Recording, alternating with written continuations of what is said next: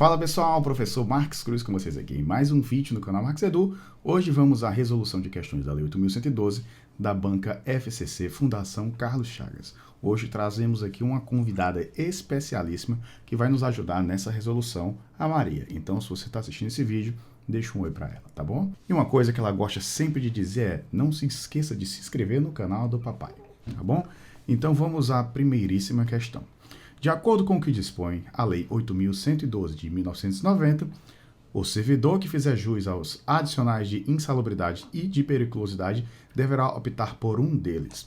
Beleza? Será que isso é verdadeiro ou é falso, né? Convido você a conhecer lá o artigo 68 da Lei 8.112, que vai dizer para a gente exatamente que o servidor que trabalha com a habitualidade em locais insalubres ou com contato permanente com substâncias tóxicas, radioativas ou com risco de vida, fazem jus a um adicional sobre o vencimento do cargo efetivo. Tudo bem, né? Aqui a gente sabe que a pessoa que trabalha com essas condições tem direito a, no caso, insalubridade, né? Ou periculosidade, dependendo da situação. No parágrafo 1º do artigo 68, ele vai dizer para a gente o seguinte: o servidor que fizer jus aos adicionais de insalubridade e de periculosidade deverá optar por um deles. Então, no parágrafo 1º do artigo 68, a gente tem a resposta de fato, dizendo para a gente que é a letra A. A gente tem isso, né, muito claro lá no parágrafo 1º do artigo 68. E como eu sempre gosto de fazer aqui, e dessa vez como nós vamos fazer, vamos dizer por que as demais estão erradas, tá? Então, vamos lá. A gente sabe já que é a letra A, tá? Então, vamos só dizer por que as demais estão erradas para a gente começar a conhecer como a banca FCC se comporta nas suas questões, nos seus concursos, tá? O direito ao adicional de insalubridade ou periculosidade permanece, ainda que haja a eliminação das condições ou dos riscos que deram causa à sua concessão. Quando a mulher está grávida de uma belezura como essa, ela não pode ficar atuando em locais que possuem insalubridade. Então, o que é que acontece? Quando ela sai desse ambiente, ela simplesmente não tem mais direito a receber aquele adicional. E lá no parágrafo 2º do artigo 68 vai dizer para a gente que o direito ao adicional de insalubridade ou periculosidade, ambos, tá? Cessa com a eliminação das condições ou dos riscos que deram causa à sua concessão. A questão, o item B está dizendo que permanece, mas o que é que a Maria está dizendo para vocês? Que não permanece, tá? Então a letra B está errada, baseado no parágrafo 2º do artigo 68. Na letra C, a gente tem: somente será permitido serviço extraordinário para atender a situações excepcionais e temporárias, respeitado o limite máximo de 4 horas por jornada. Vamos pensar aqui, Você tem que pensar o seguinte: qual é o máximo de horas que a pessoa pode dar durante um dia? São 10 horas. A carga horária normal de trabalho são 8 horas, tá?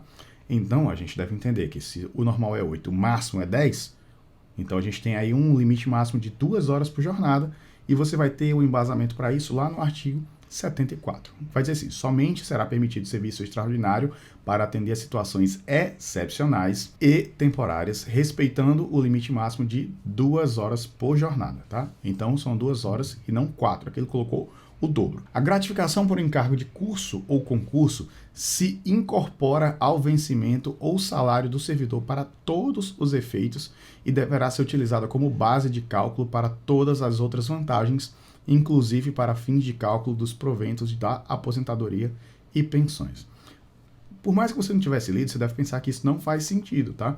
Porque a gratificação por encargo de curso ou concurso não é algo que faz parte do seu vencimento base. Então, ele obviamente não vai ser computado, não vai ser incorporado ao vencimento. Lá no artigo 76A, parágrafo 3º, vai dizer para a gente que a gratificação por encargo de curso ou concurso não se incorpora ao vencimento ou salário do servidor para qualquer efeito e não poderá ser utilizado como base. Base para tudo isso que a gente aqui acabou de colocar, né? Então, essa questão está errada, baseada no artigo 76A, parágrafo 3º. E agora nós vamos para a alternativa E. O servidor fará jus a 30 dias de férias que poderão ser parcelados em até 4. Até 4 etapas, desde que assim requerido. Não, essa aqui a Maria nem gostou.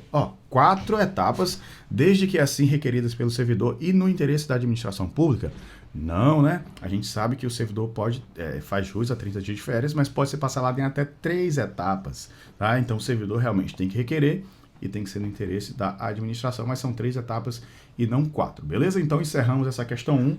Pelo visto, a Maria vai nos acompanhar somente nessa primeira, porque ela já está fazendo uma carinha de sono, e nós vamos voltar aqui nas outras questões, talvez só eu sem ela.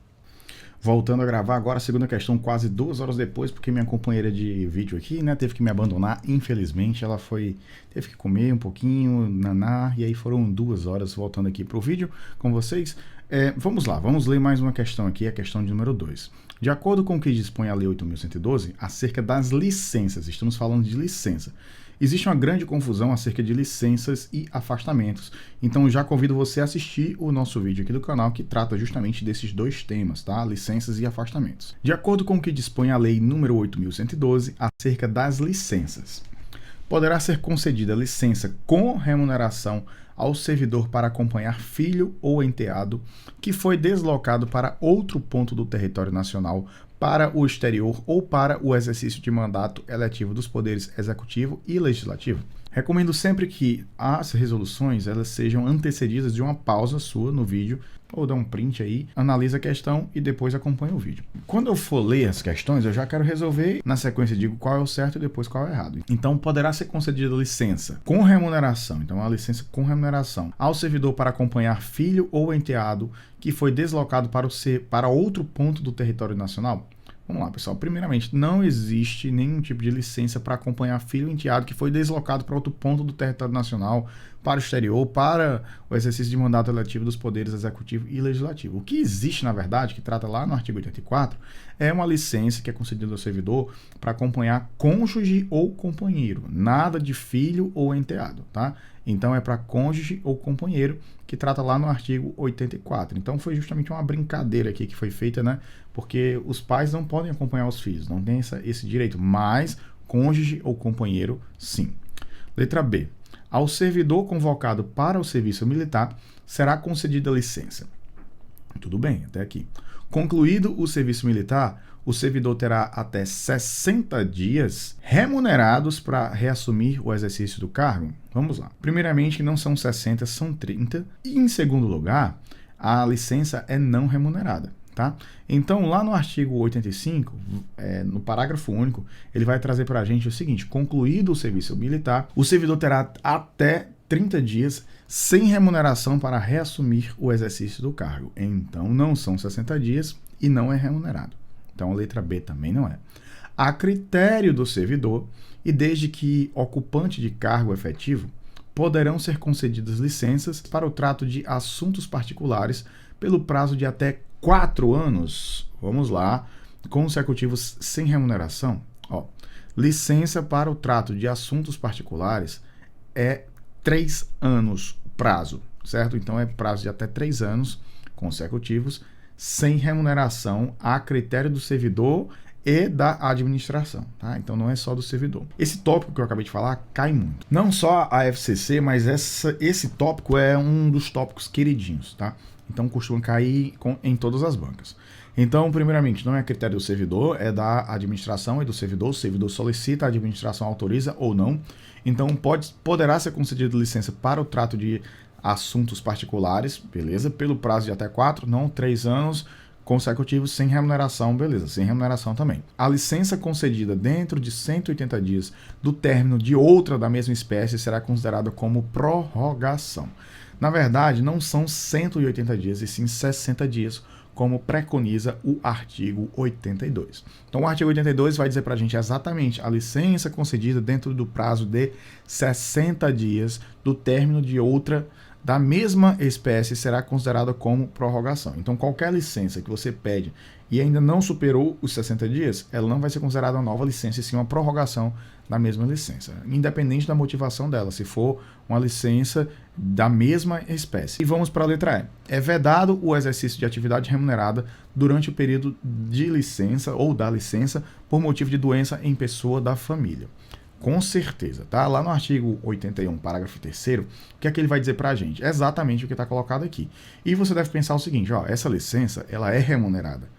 Então, se ela é remunerada, a pessoa não pode desenvolver nenhum tipo de atividade remunerada porque você já está recebendo. Você está de licença remunerada. Então não tem sentido, porque se você pode desenvolver aquela outra atividade remunerada, por que você pediu licença? Não tem sentido. Já no outro caso, da licença para tratar de interesses particulares, né, de assuntos particulares, colocado aqui no item C, a gente tem que, nesse caso, você pode sim, porque você não recebe, é uma licença sem remuneração. Então você pode, tá? Então nós temos aqui que a correta é a letra E, porque é vedado, é proibido o exercício de atividade remunerada durante o período de licença por motivo de doença em pessoa da família. Perfeito.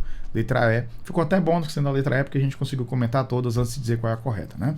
Vamos agora para a questão de número 3. Essa questão é do TRT, né? Foi uma questão aplicada em 2022. Eu sempre estou colocando aqui, se você der uma olhadinha, eu não vou ler todos aqui para dizer, essa aqui foi de tal prova. Você pode ver, ter pequenininho lá em cima, aqui, lá no iníciozinho aqui do slide, então você pode ir acompanhando aí nessa parte do vídeo, logo abaixo do nome Resolução de Questões da Lei 8.112, tá? Então, reforçando aqui que todas essas questões são da banca FCC, mas o conhecimento que a gente está adquirindo aqui vale para qualquer outra banca. Lembrando que normalmente a FCC ela tem realmente um nível bem mais alto para algumas questões, porque geralmente são concursos para tribunais, né, para o judiciário, então são concursos que trazem aí uma forma de cobrar diferenciada das outras bancas, certo? A gente também vai ter outras bancas que cobram no nível mais alto, mas essa é uma que a gente tem essa característica especificamente, tá? Então vamos lá.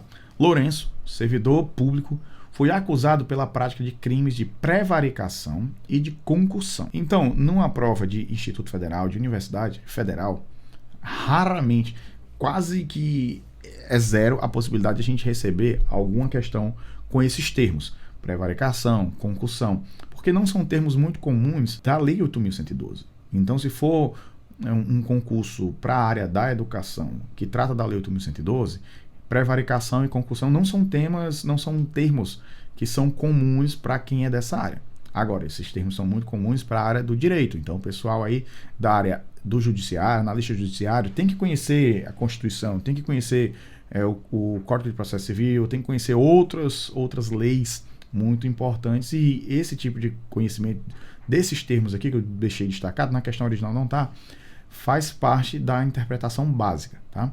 Então, essa prevaricação e a concussão, que é a prevaricação, né, basicamente, é quando o servidor ele retarda, ou seja, ele deixa de praticar um ato do ofício dele, ou seja, uma coisa que ele deveria fazer e não faz, tá? Ou então quando ele pratica contra uma disposição expressa em lei. Existe uma disposição expressa em lei que diz, se acontecer isso, você tem que fazer isso, e você não faz. Então você deixou de fazer alguma coisa, é uma prevaricação. Então isso, né, especialmente é considerada prevaricação quando você faz isso com um interesse, um sentimento pessoal, algo para você especificamente. A concussão, um termo não muito comum, ele tem como característica, né, exigir para você ou para outra pessoa, pode ser direto ou indiretamente, né, ainda que seja fora da sua função ou antes mesmo de assumir, você nem assumiu a função ainda, né? Mas em razão dela, alguma vantagem indevida. Então é quando você tem uma vantagem indevida para você ou para outra pessoa em função do seu cargo, por mais que você não tenha assumido ainda. Eu vou me tornar um chefe de algum gabinete, eu vou me tornar alguma coisa. Então, antes de você entrar, você já está permeando ali, fazendo algumas... usando aí um poder que você ainda não tem ainda, o mesmo que você tivesse, né? Você está utilizando aquilo ali de uma forma pessoal, para satisfazer um interesse, um sentimento pessoal. E isso, né, de forma direta ou indireta, é considerada concussão. Então, vamos lá. Após responder ao processo criminal, e antes de continuar a leitura, né, é importante, não sei se vocês já conseguiram identificar a prevaricação e a concussão dentro da Lei 8.112, tá? Então, após responder ao processo criminal, mas o processo é criminal, né? Acabou por ser absolvido por falta de provas. Vamos lá. Diante dessa situação hipotética, em conformidade com a Lei 8.112, vamos lá. O que é que a Lei 8.112 vai falar nessa situação? Ele foi acusado, né, criminalmente, e aconteceu que ele foi absolvido por falta de provas. Beleza, vamos lá. Vamos.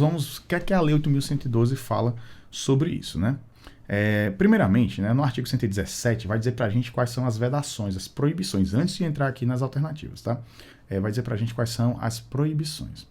Então, quando a gente fala nas proibições, Dentro dessa situação aqui, a gente pode pensar que na prevaricação e na concussão ele está se aproveitando, né? Ele está valendo-se do cargo para alogar proveito pessoal ou de outrem em detrimento da dignidade da função pública, tanto na prevaricação quanto especialmente na concussão, né?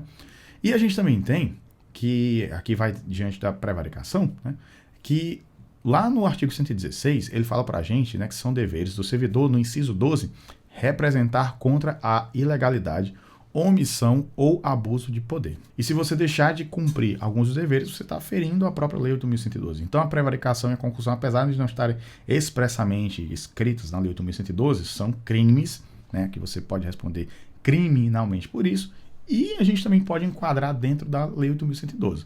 Então, vamos lá. Tendo em vista o fato de que o servidor já foi processado e absolvido na esfera criminal, a administração pública não mais poderá processá-lo e puni-lo pelos mesmos fatos. E esse item aqui eu achei genial. Por quê?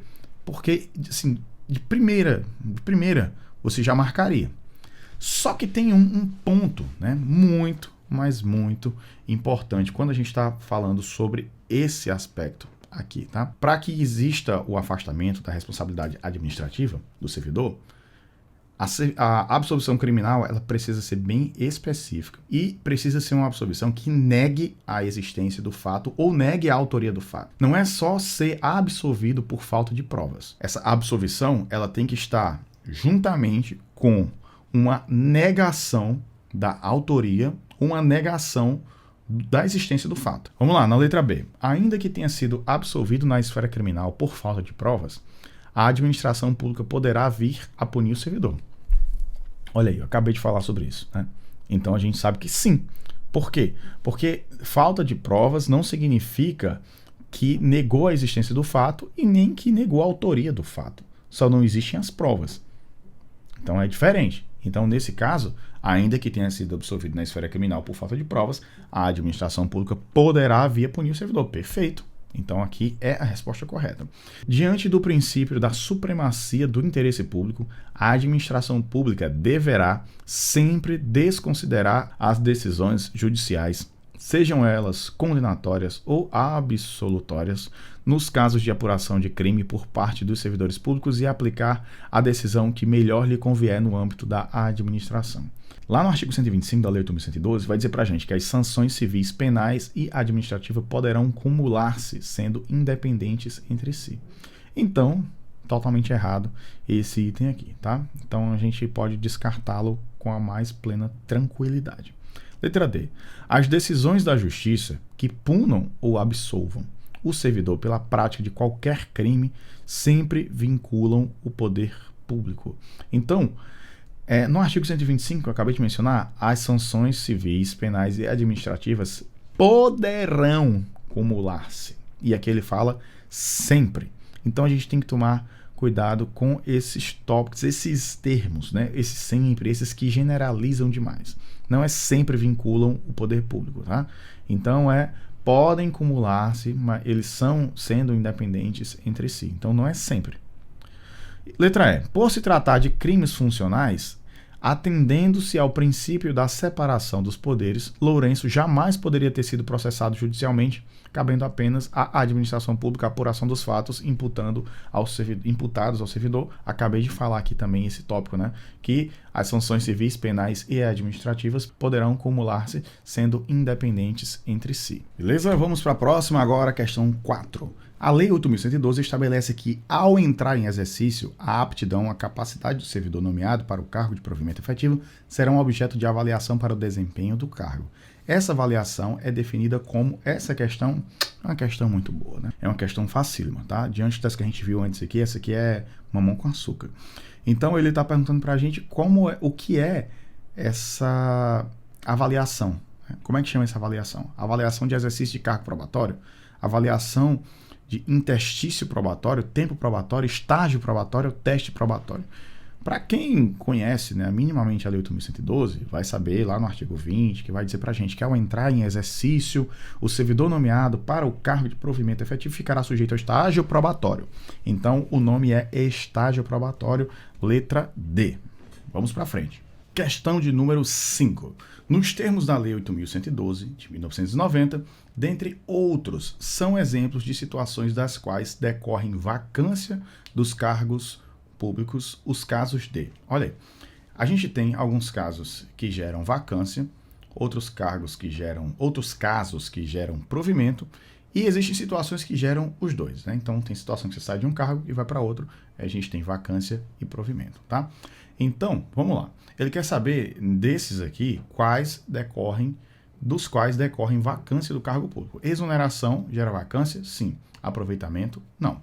Promoção gera vacância? Sim. Pode parecer que não, mas promoção gera vacância. Porque quando você sobe no cargo, aquele cargo anterior está vago, tá? Então ele fica vago.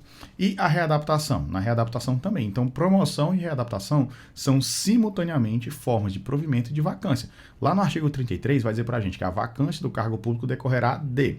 A gente tem até uma dica que eu já deixei no canal aqui para vocês, que vai dizer de ex-policial civil a PRF, tá? Então vou explicar direitinho aqui a vocês o que é que significa isso, né? O DE vem de demissão. O EX vem de exoneração. O POCI, é o policial civil, vem de posse em outro cargo inacumulável. A letra A vem de aposentadoria e o nosso PRF vem de promoção, o R de readaptação e o F de falecimento. Então nós temos aqui que de ex-policial civil a PRF, exatamente a letra B é a resposta correta, então nós finalizamos aqui. Dando prosseguimento, questão 6. Estamos caminhando aqui para a reta final. Se você ainda não é inscrito no canal, aproveita para se inscrever agora, deixar o seu like, clicar no sininho para ficar antenado sobre todas as novidades e vamos para frente. De acordo com o regime estabelecido pela Lei 8.112, caso determinado cargo público seja extinto, ao servidor efetivo estável que esteja ocupando o referido cargo, aplica-se o instituto da disponibilidade, requisição, readaptação, reversão em extranumerário ou redistribuição. Nós temos aí 5 opções. Vamos lá, vamos analisar, né? A gente tem disponibilidade, requisição, readaptação, algumas a gente já pode ir eliminando aí com a maior facilidade, né? Vamos lá, vamos pensar primeiramente. Será que é a disponibilidade? O que é a disponibilidade? Lá no artigo 28, parágrafo 1º da Lei 8.112, vai dizer que na hipótese do cargo ter sido extinto, exatamente o que trata, né, esse tópico aqui, o servidor ficará em disponibilidade, observando algumas condições que são estabelecidas nos artigos 30 e 31. Então, de fato, é o quê? Disponibilidade. A questão é agora a gente ver se o que o item A está colocando, se está dentro do que fala o artigo 30 e o 31. O que é que fala o artigo 30? O retorno à atividade do servidor em disponibilidade far-se-á, acontecerá mediante aproveitamento obrigatório em cargo com atribuições e vencimentos compatíveis com o anteriormente ocupado. No artigo 31 vai dizer para a gente que o CIPEC, que é o órgão central do sistema de pessoal civil, determinará o imediato aproveitamento do servidor em disponibilidade em vaga que vier a ocorrer nos órgãos ou entidades da administração pública federal. Então o CIPEC vai remanejar esse servidor. Então vamos lá. A letra A fala de disponibilidade com aproveitamento obrigatório perfeito em cargo de atribuições e vencimentos compatíveis perfeito com o anteriormente ocupado. Então letra A já é a nossa resposta correta. Agora a gente só vai entender por que as demais estão incorretas. O que é? Ele falou requisição. Não tem essa opção de requisição, podendo ser convocado para desempenhar as mesmas atribuições em órgãos ou entidades de outros poderes mediante cessão. Não. Readaptação. A gente sabe, readaptação é o retorno daquela pessoa que sofreu alguma limitação física ou mental. Então também não tem sentido, porque aqui é o caso de um cargo extinto. Reversão em extranumerário também não tem sentido.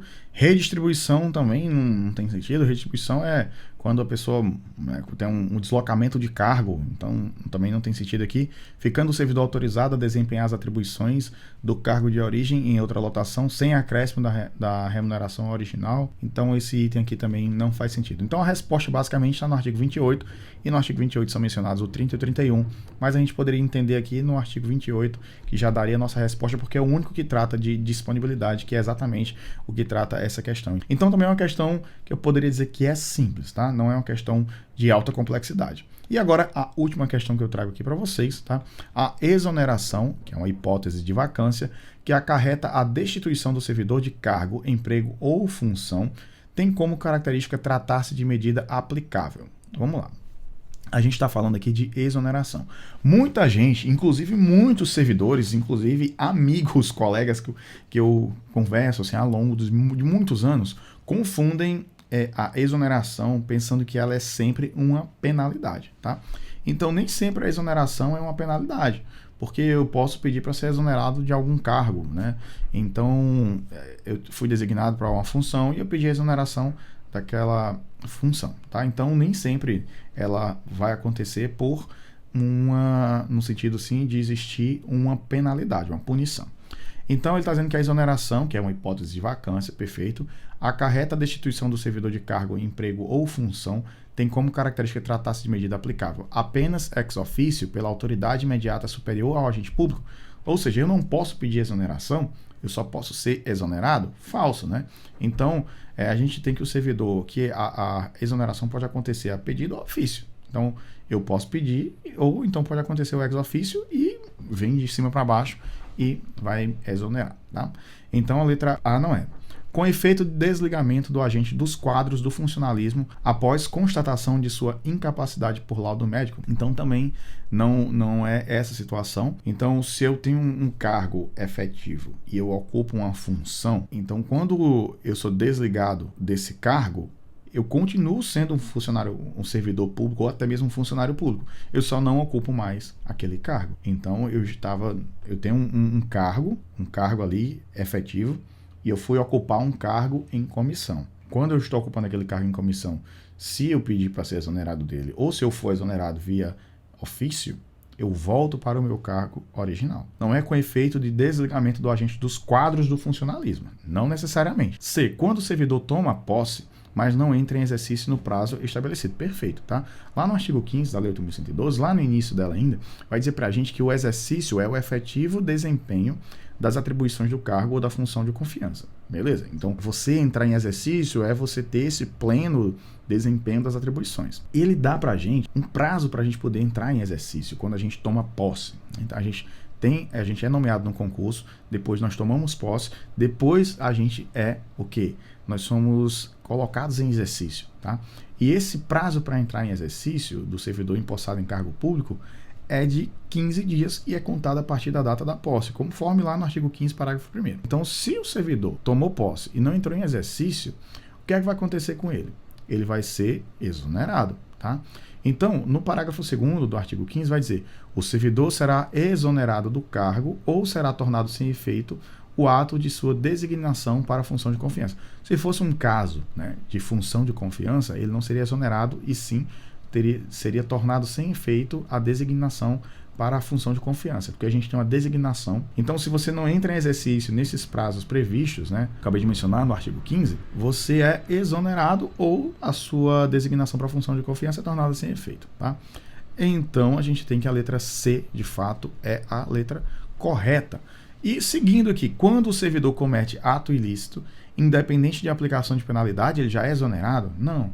Então, essa letra E, que fala em decorrência de penalidade imposta após o procedimento disciplinar regular. Então, o que é que nós temos? Nós temos a advertência, nós temos a suspensão, nós temos a demissão, destituição de cargo de comissão, ou então cassação de aposentadoria. Tudo isso aí é um tipo de penalidade que acontece e está prevista na Lei 8.112. A exoneração não é uma delas, tá? Apesar de, mas a exoneração pode ou não ser uma punição, pode, né? Mas ela não é de fato a punição, ela é uma consequência da punição. Então, nesse vídeo eu trouxe aqui um apanhado de 7 questões que tratam de diversos temas importantes sobre a Lei 8.112. E se você gostou desse conteúdo, não esqueça de se inscrever no canal, deixar o seu like e clicar no sininho para ficar antenado sobre todas as novidades. Comenta aqui, deixa aqui nos comentários para qual concurso você está estudando agora e de qual cidade você está falando, beleza? Então, isso aí para a gente se conhecer, a gente interagir aqui nos comentários. Até um próximo vídeo e valeu! Não esquece de me seguir também lá no @marquescruz. Até um próximo vídeo e valeu!